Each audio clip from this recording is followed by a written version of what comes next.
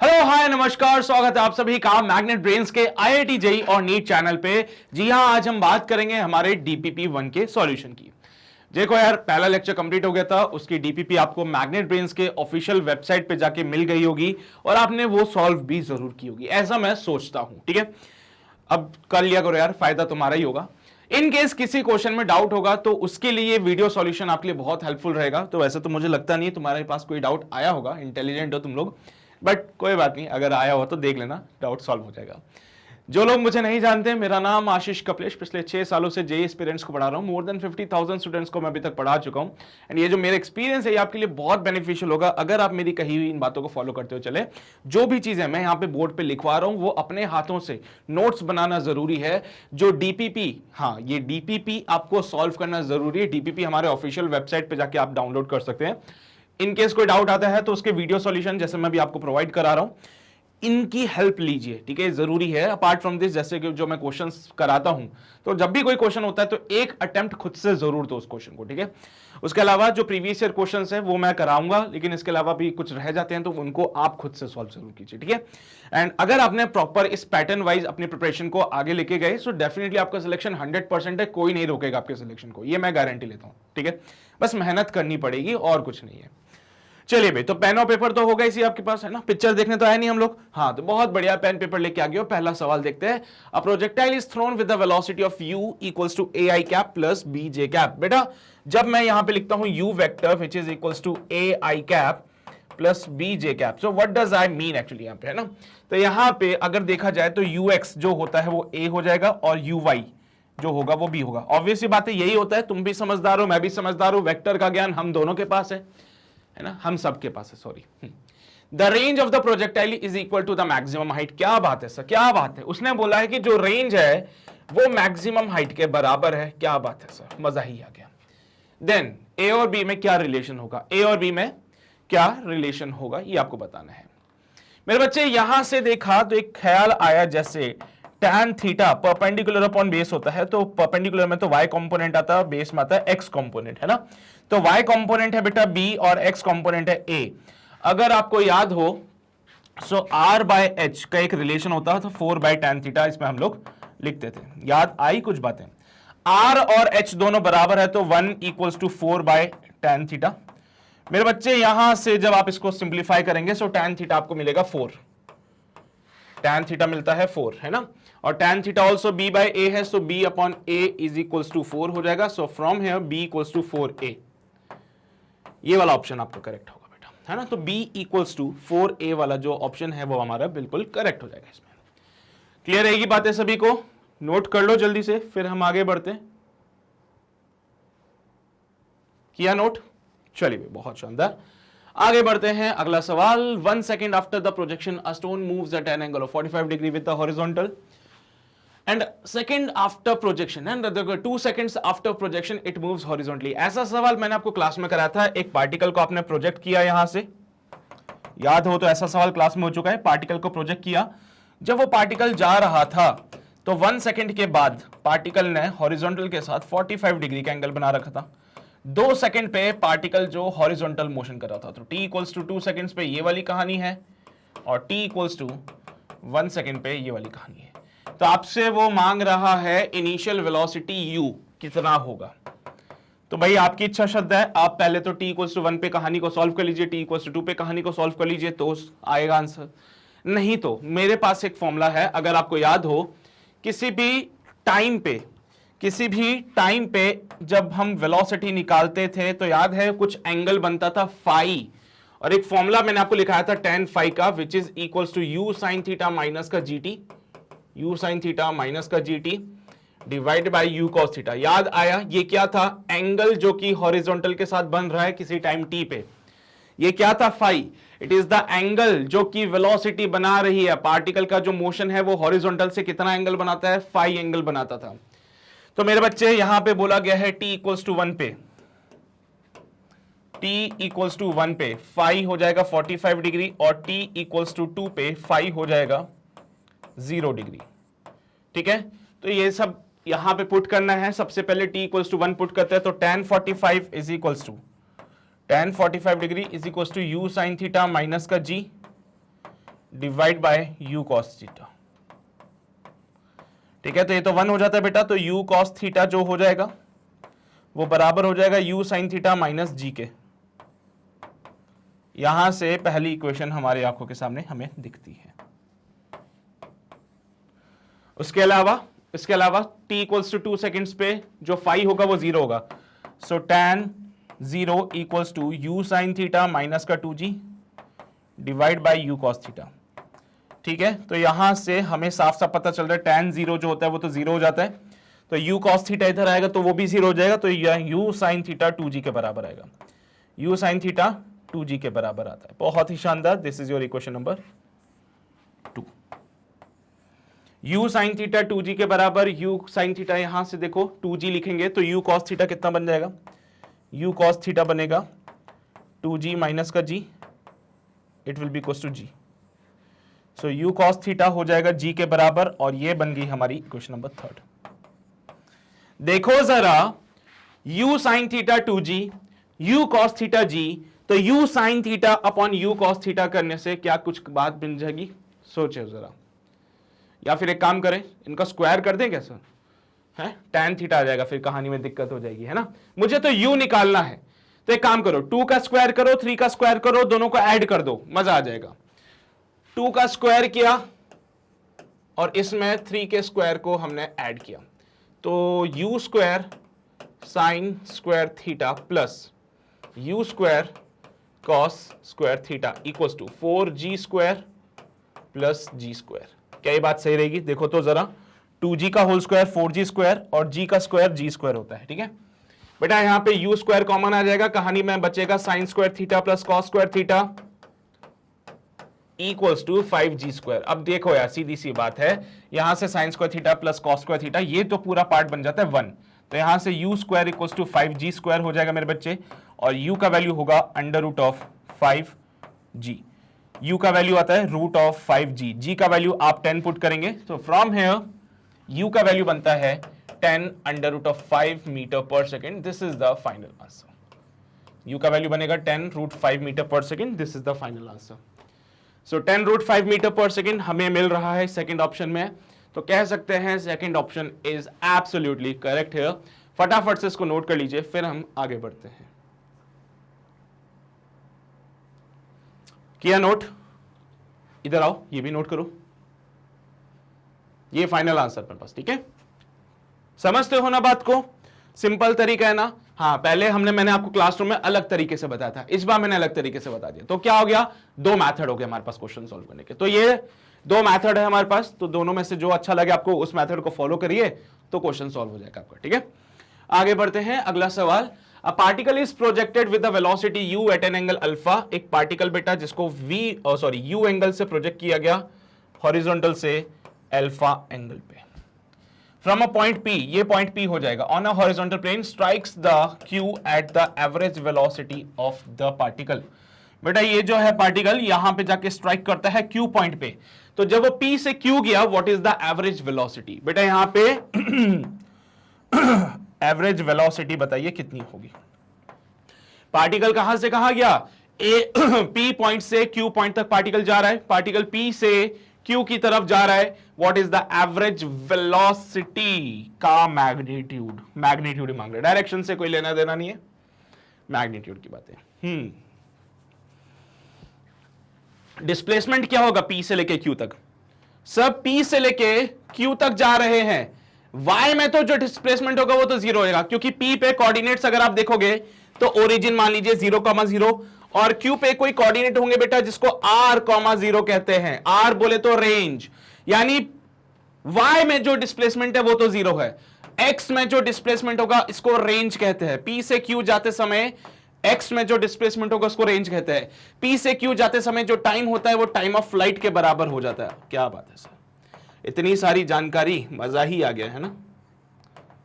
चलिए भाई, तो y में डिस्प्लेसमेंट 0, x का डिस्प्लेसमेंट रेंज के बराबर, और टाइम जो होता है वो टाइम ऑफ फ्लाइट होता है। नाउ वी नो बेटर कि velocity, average velocity equals to displacement upon time. Magnitude ले लेना क्योंकि उसको डायरेक्शन से कोई लेना देना नहीं है। अभी डिस्प्लेसमेंट कितना होगा बेटा? x में रेंज के बराबर, y में 0, सो डिस्प्लेसमेंट का जो होगा it will B x i cap plus y j cap. Sir y वाला पिक्चर तो 0 हो गया, it will be your x i cap.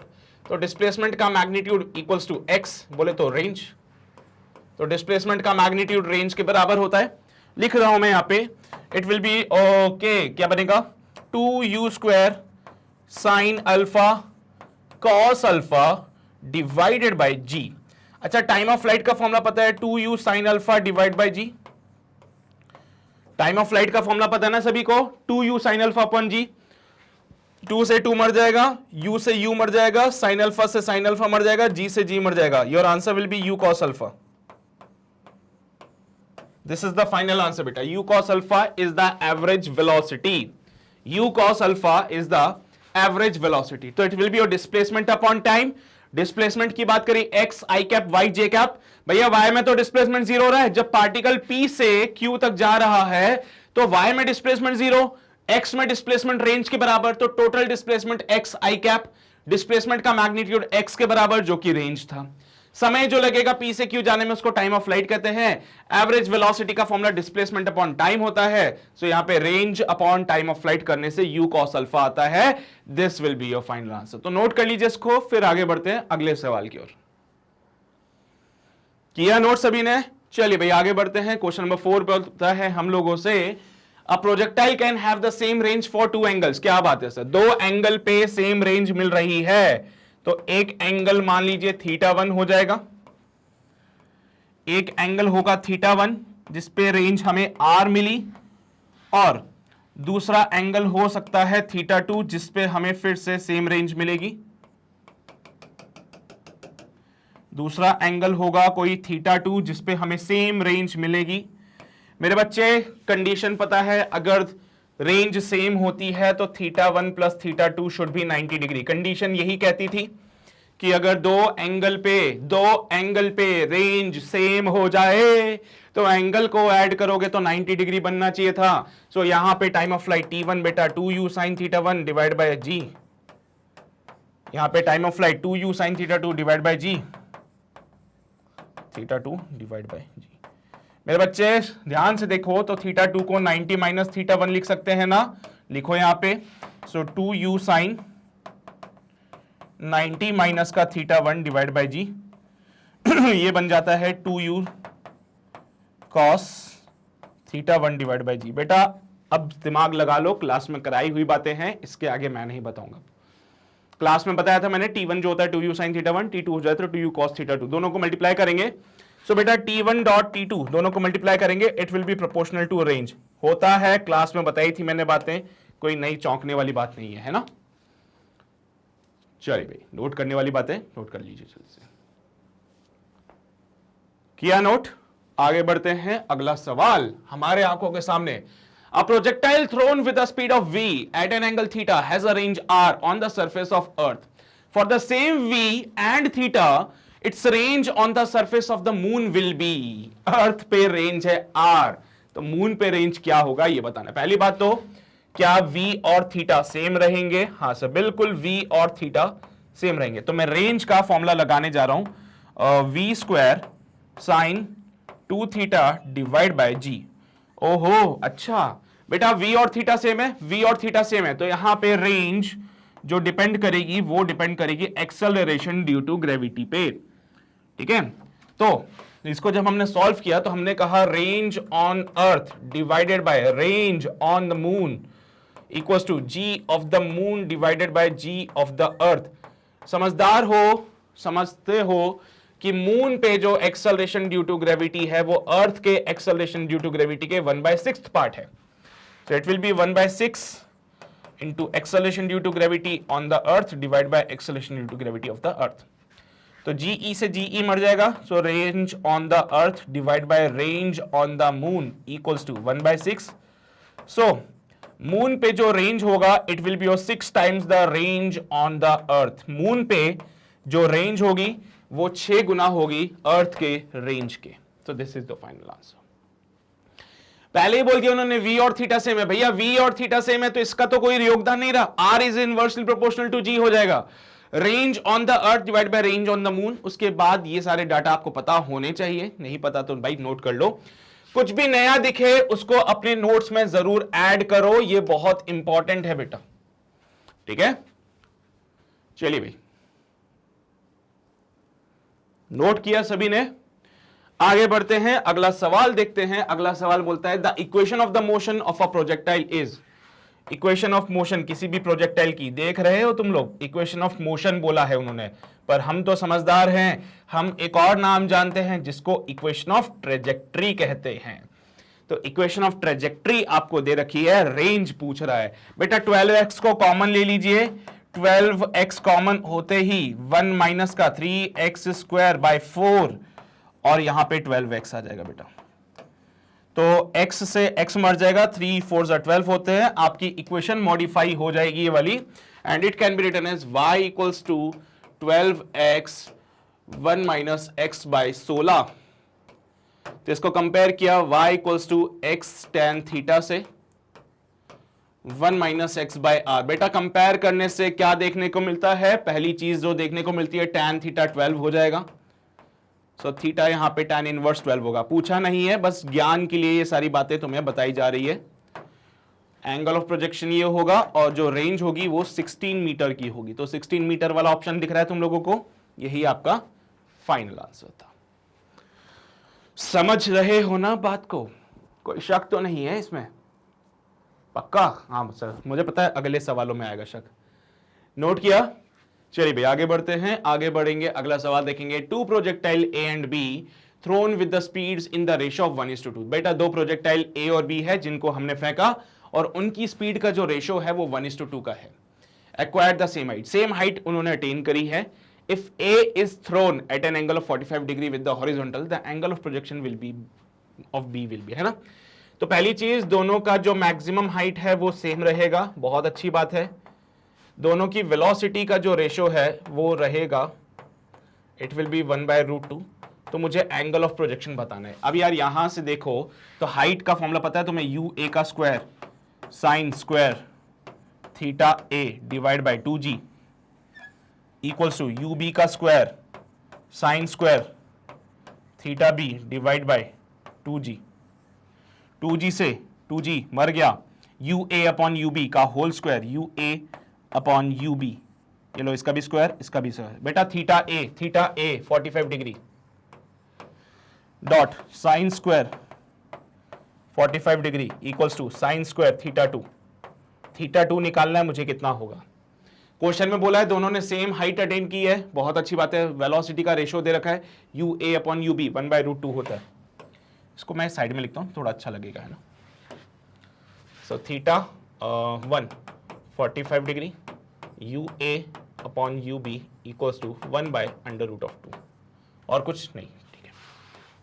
So u A by u B 1/√2, इसका स्क्वायर करेंगे तो 1/√2 का होल स्क्वायर डॉट साइन 45 1/√2 का whole square equals to sine square theta 2। So 1/2 into 1/2 equals to sine square theta 2। तो यहां से 1/2 equals to sine theta 2, अरे under root ले लिया है, थीटा 2 30 डिग्री बनता है, पता है ना।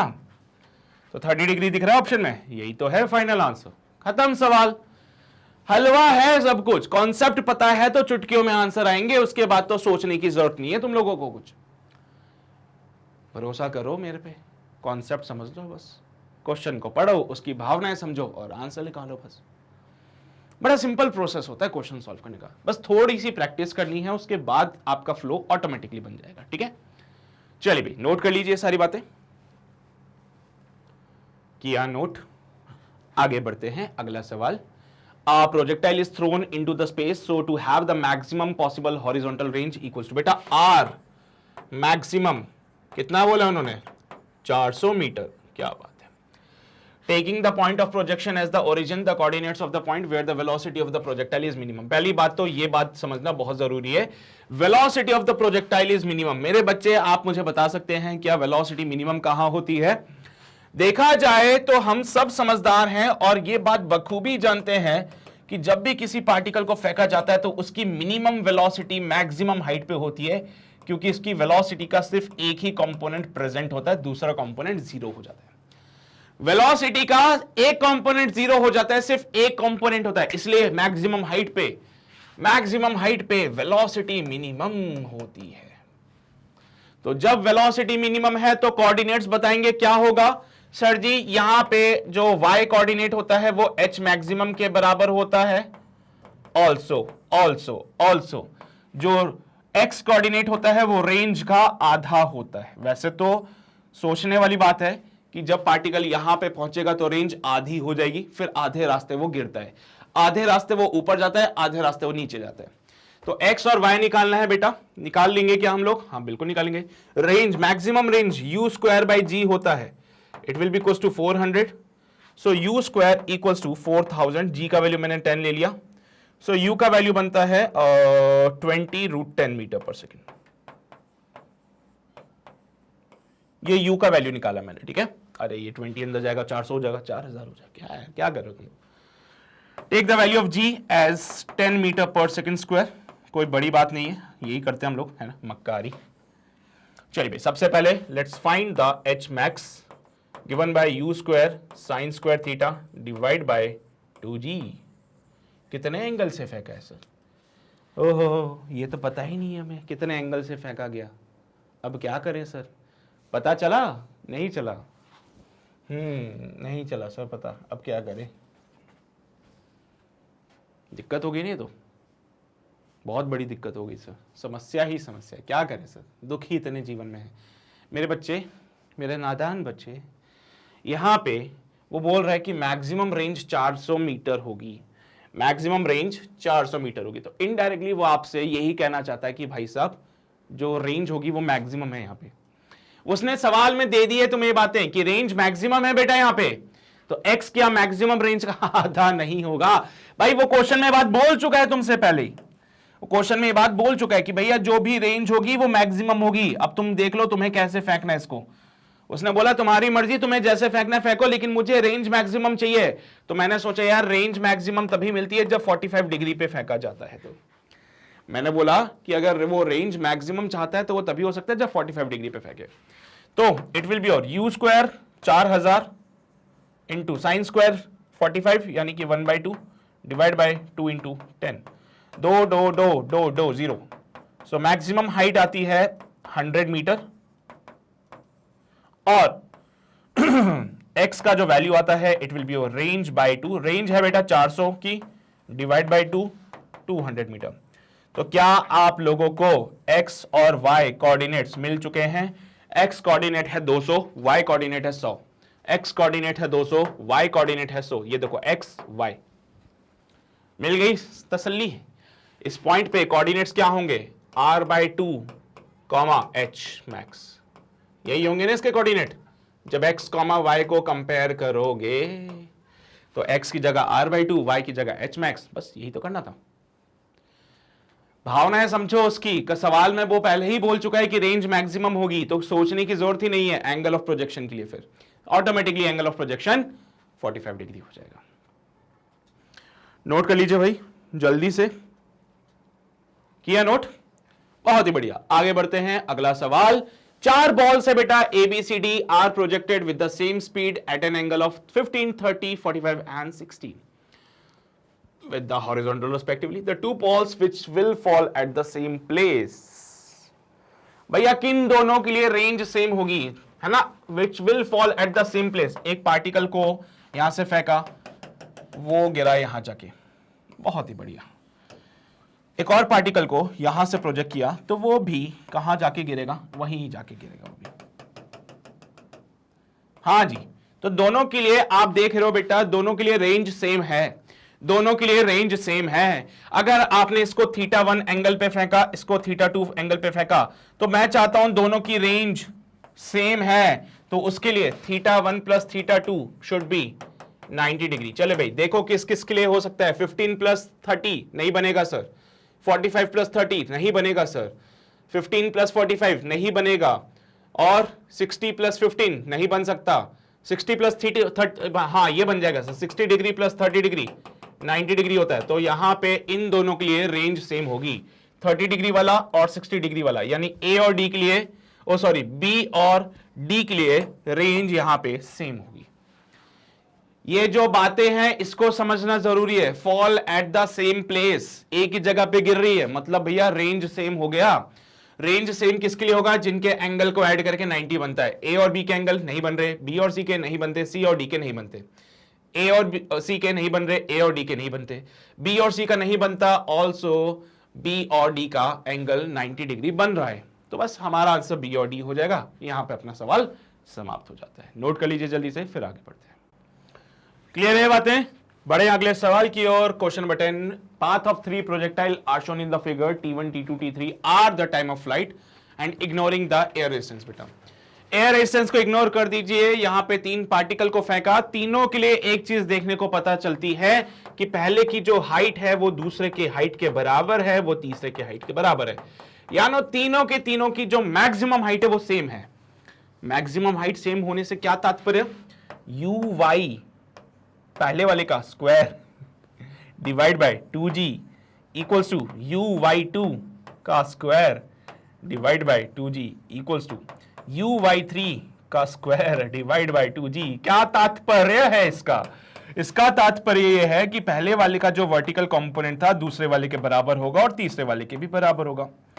ओ अच्छा, ये मतलब है इसका कि पहले वाले की जो वर्टिकल वेलोसिटी थी वो दूसरे वाले के वर्टिकल वेलोसिटी के बराबर है, वो तीसरे वाले के वर्टिकल वेलोसिटी के भी बराबर है, तभी तो सेम हाइट तक जा रहे हैं।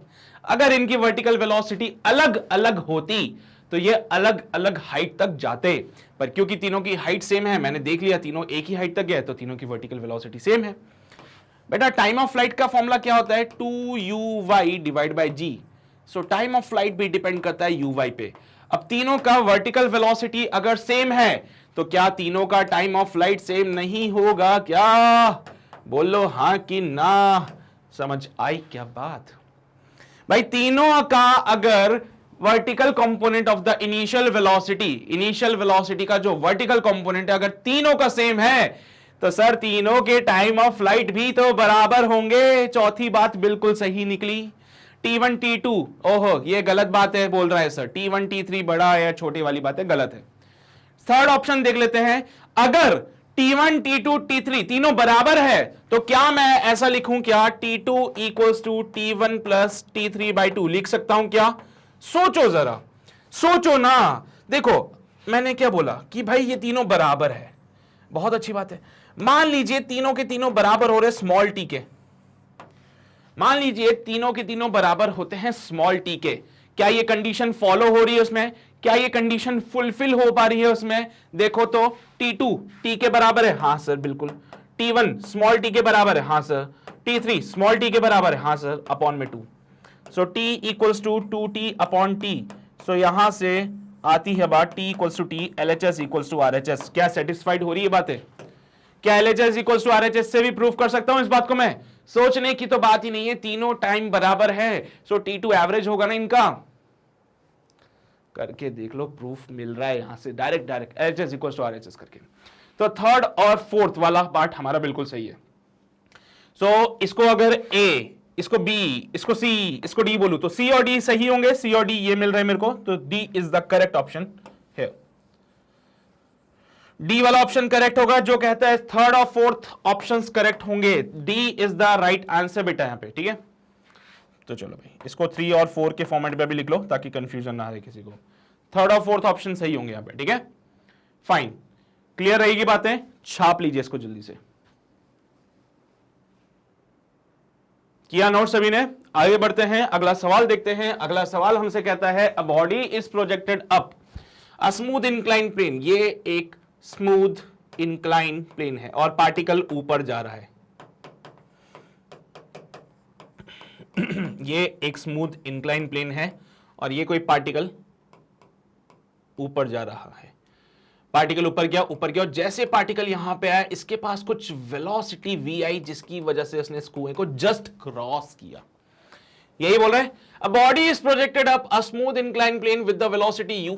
ठीक है, ये u वेलोसिटी से जा रहा है पार्टिकल ऊपर की तरफ from the point as shown in the figure. The angle of inclination is 45 degree. इन्होंने देखो कितना भला काम किया है, हम लोगों को सब कुछ बता दिया। इन्होंने बोला कि एंगल ऑफ इंक्लिनेशन जो है वो 45 डिग्री का है। कितना भला काम किया इन्होंने, बहुत अच्छी बात है। The top is connected to a well of diameter 40 metre. ये कुआं है जिसका डायमीटर 40 मीटर है। If the body just manages to cross the well, body ने जस्ट कुएं को क्रॉस किया है, then what is the value of you?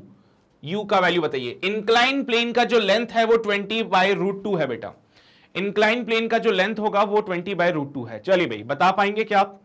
Sir सबसे पहले मैं बी से सी को सॉल्व करता हूं, है ना, फ्रॉम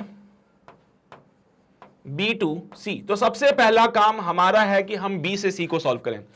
बेटा यहां पे जो वेलोसिटी होगी इनिशियल वाली वो यू के बराबर हो जाएगी। मैं सिर्फ बी से सी को सॉल्व कर रहा हूं अभी, ठीक है, मुझे नहीं पता वो कितनी है, देखना पड़ेगा। इनिशियल वेलोसिटी यू के वी के बराबर हो जाएगी।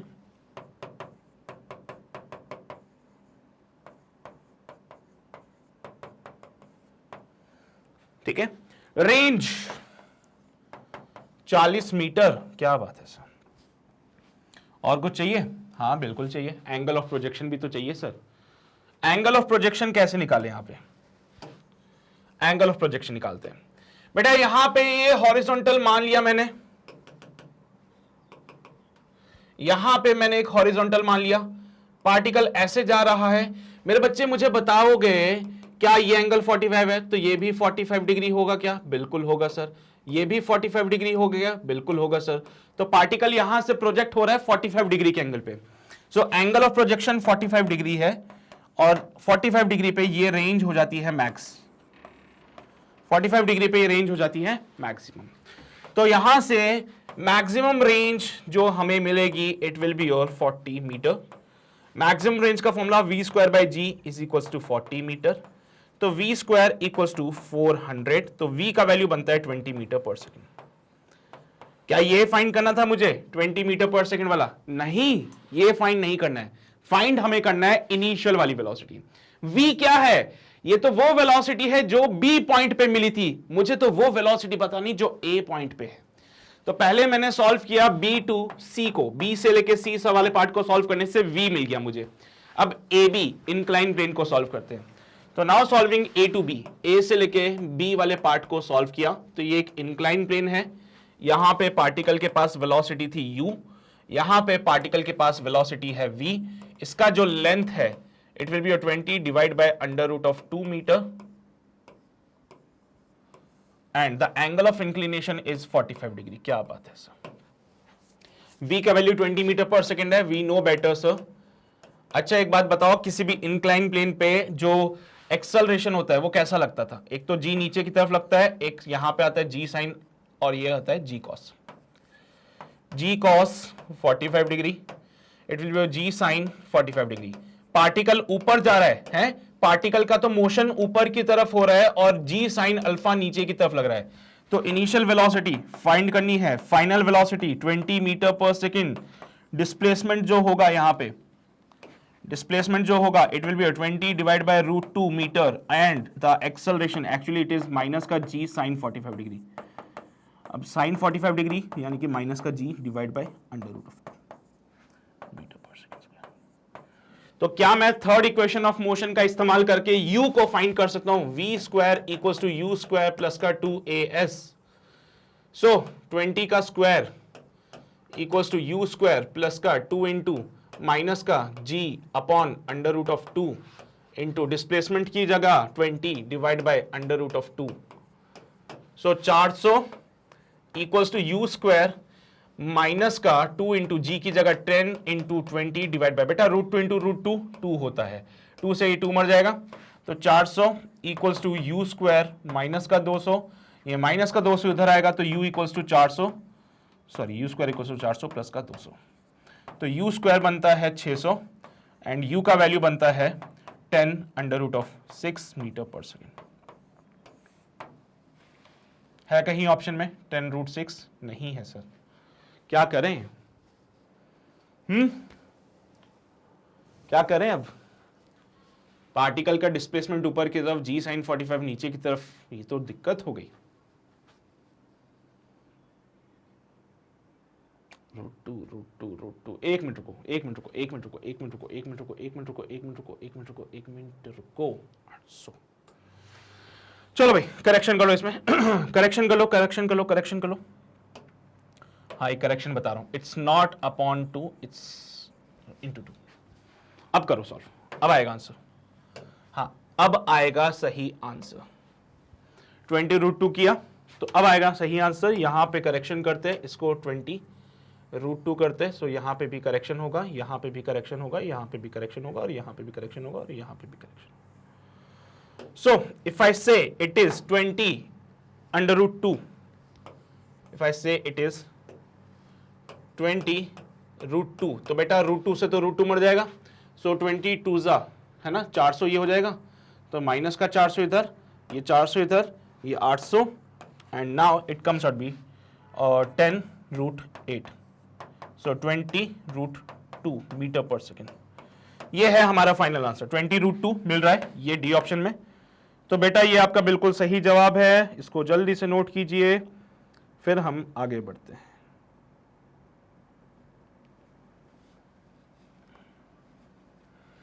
किया नोट सभी ने? सभी ने किया नोट? यहां तक आओ, अब आंसर मैच करेगा आपका बिल्कुल 20√2 मीटर पर सेकेंड का। किया नोट सभी ने? समझ गए ना बात को? चलिए भाई आगे बढ़ते हैं। अगला सवाल क्या कहता है? At a height of 0.4 metre from the ground the velocity of the projectile in vector form. बेटा पार्टिकल को फेंका, हां से फेंका, बहुत फेंकते हैं हम लोग वैसे भी है ना, ये फेंका पार्टिकल, ये जाके गिर गया। भाई जब पार्टिकल यहां कहीं पे पहुंचा तो उसकी वेलोसिटी उन्होंने बोली v है, और वो वेक्टर फॉर्मेट में दे दी कि v vector equals to 6i cap plus 2j cap. अब यहां से जब हमने देखा तो पार्टिकल ने कितना एंगल बनाया था ये मुझे निकालना है। यहां पे कितना एंगल बनाया होगा फाई, ये इधर का कंपोनेंट vx, ये इधर का कंपोनेंट vy। सो इसके हिसाब से अगर देखा जाए तो v वेक्टर को लिखा जाता है vx i cap plus vy j cap. तो ऑन कंपेयरिंग vx 6 हो जाएगा, vy 2 हो जाएगा, और tan phi का वैल्यू बनेगा vy अपॉन vx।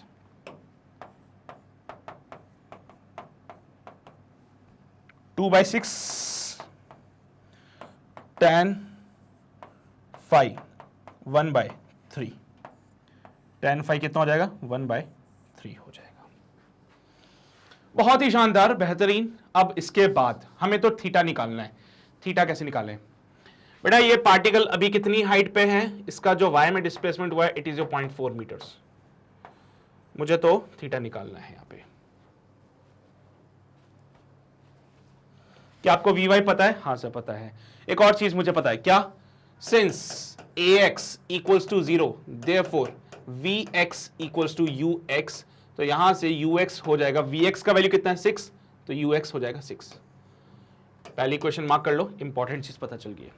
दूसरी बात, vy का स्क्वायर इक्वल्स टू uy का स्क्वायर प्लस का 2ay इंटू y में जो डिस्प्लेसमेंट हुआ, vy कितना? 2 का स्क्वायर 4 इक्वल्स टू uy का स्क्वायर प्लस का 2 इंटू माइनस का g into it will B 0.4, point हटाया, अपॉन में 0 है, 0 से 0 मर जाएगा, 2 4 जा 8 होता है, तो 4 इक्वल्स टू uy का स्क्वायर माइनस का 8, इधर आएगा uy का स्क्वायर इक्वल्स टू 12।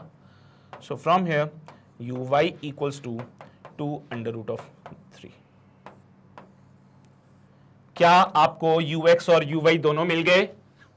क्या आपको ux और uy दोनों मिल गए? तो ये रहा ux इधर की तरफ और ये रहा uy इधर की तरफ।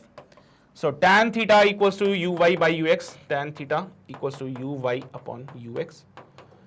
uy की जगह 2√3, ux की जगह 6, तो 2 3 जा 6, और इट विल बी 1/√3, क्योंकि √3 से 3 मर जाएगा से। सो tan थीटा 1/√3 कब होता है? जब थीटा की वैल्यू होती है 30 डिग्री। सो थीटा 30 डिग्री आ रहा है सी ऑप्शन में, ये है हमारा फाइनल आंसर। समझ रहे हो बात को? समझ गए बात को? टाइम का कोई लेना देना नहीं, यहां पे पोजीशन के हिसाब से करना था तो हमने पोजीशन वाली इक्वेशन लगा दी। फिर ये तो हम जानते हैं बचपन से, है ना? तो बस ये 2 इक्वेशंस और काम कंप्लीट हो गया। चलिए, हाँ मतलब हमें तो वो फाइंड करने की भी जरूरत नहीं पड़ी है ना, ये सब फाइंड करने की भी जरूरत नहीं पड़ी, हमारा काम तो सीधा यहीं से हो गया, वो सब भी फाइंड करने की कोई जरूरत नहीं थी। चलिए भाई बढ़ते हैं आगे, अगला सवाल देखते हैं। बोला गया है एक बॉय जो कि एक बॉल को ऊपर फेंकता है with the velocity of 20 metre per second, the wind imparts a horizontal acceleration. Acceleration आ चुका है इस बार, ax will be 4 metre per second square. ठीक है, पार्टिकल को फेंका गया to the left at an angle theta which the ball must be thrown. तो थीटा मुझे फाइंड करना है यहां पे, और जैसे ही बॉल को इधर फेंका गया 20 मीटर पर सेकंड से, हवा ने एक एक्सेलरेशन इधर दिया, तो बॉल का मोशन होना चाहिए था इधर, बॉल का मोशन होना चाहिए था इधर, लेकिन बॉल को एक्सेलरेशन मिला इधर की तरफ। तो ये एक्सेलरेशन की बात क्या बोल रहे हो तुम लोग, कैसा होगा ये एक्सेलरेशन, पॉजिटिव या नेगेटिव? सोचो जरा। नेगेटिव एक्सेलरेशन होगा तो यहां पे मैं इसको लिखता हूं माइनस का 4 मीटर पर सेकंड स्क्वायर, और वही ऊपर वाली बात तो तुम जानते ही हो, है ना, ए वाई इक्वल्स टू माइनस का जी, बहुत ही शानदार, यानी कि माइनस का 10 मीटर पर सेकंड स्क्वायर, ये तो हमें भी पता था।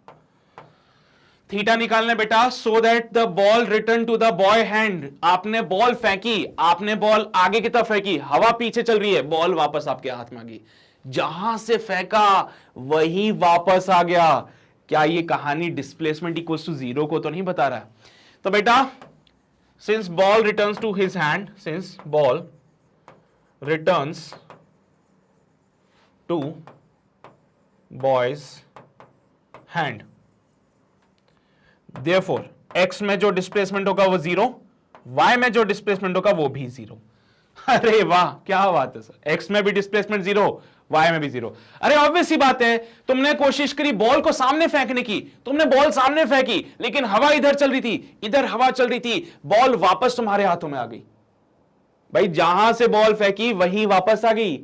x में डिस्प्लेसमेंट 0, y में डिस्प्लेसमेंट 0, खत्म कहानी। बॉल आगे गई फिर से वापस आ गई, बॉल ऊपर गई फिर से नीचे आ गई, खत्म बात, है ना।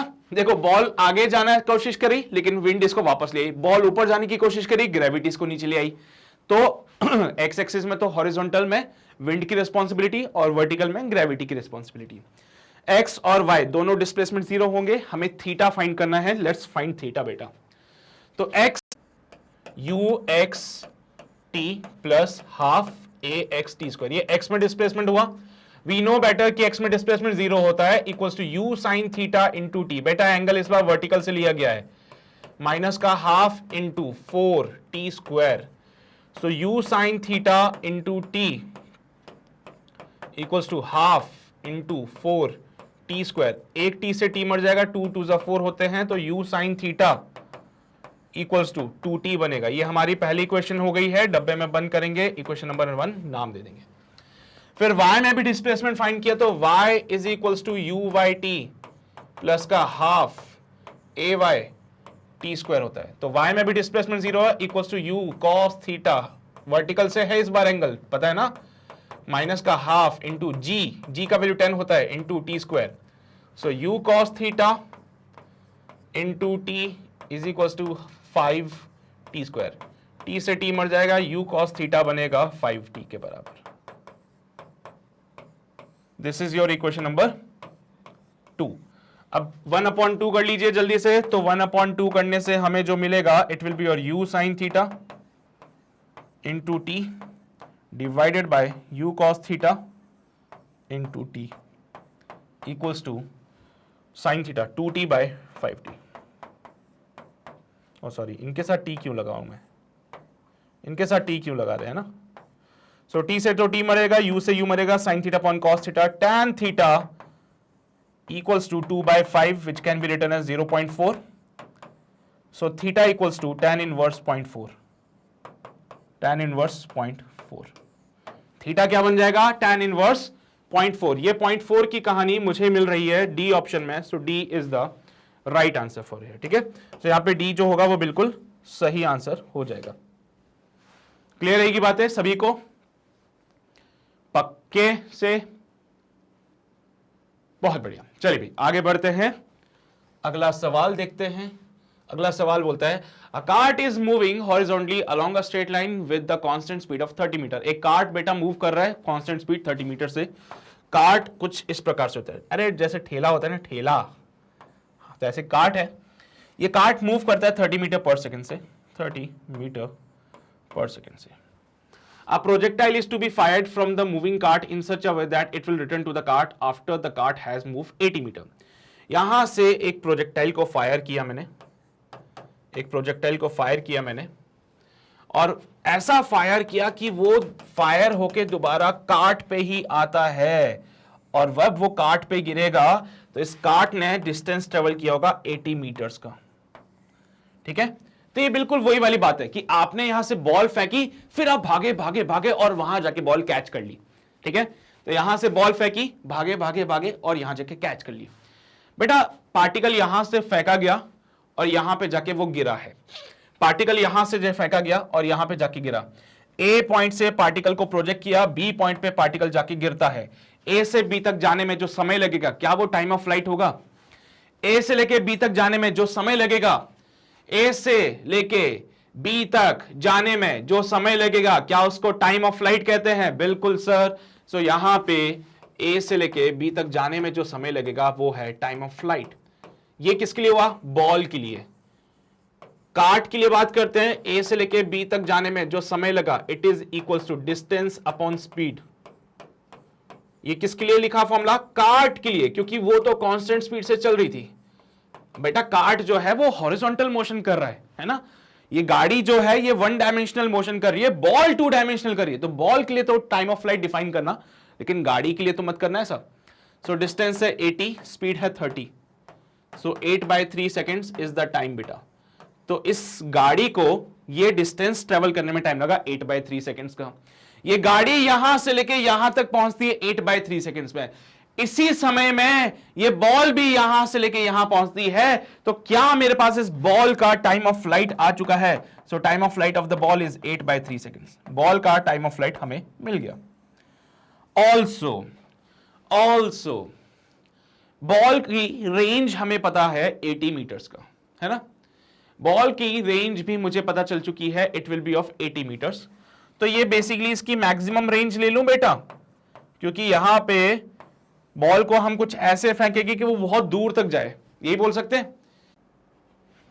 या फिर एक और काम कर सकते हो, इन जमूलों में ना पढ़ के हम सीधा फॉर्मूला लगा दें टाइम ऑफ फ्लाइट का।